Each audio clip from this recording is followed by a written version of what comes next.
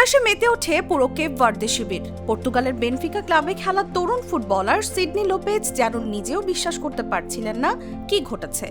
কি অসাধারণ গোল করেছেন তিনি।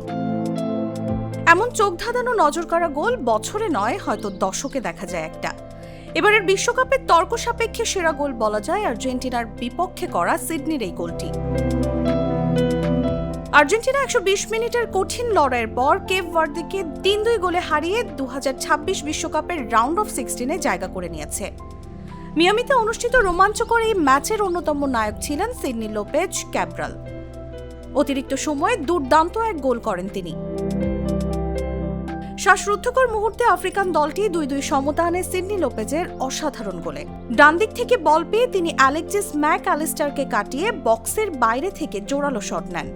বল সোজা জালে গিয়ে জড়ায়, আর এমিলিয়ানো দিবুর মার্তিনেজের পক্ষে সেটি ঠেকানো অসম্ভব ছিল।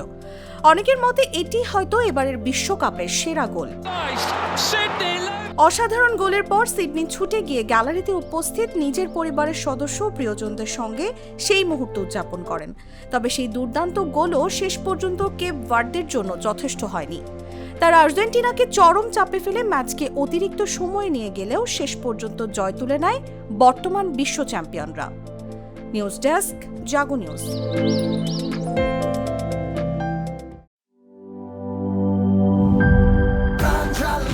প্রাণ ঝালমুড়ি, এই ঝাঁজ সেই ঝাঁজ।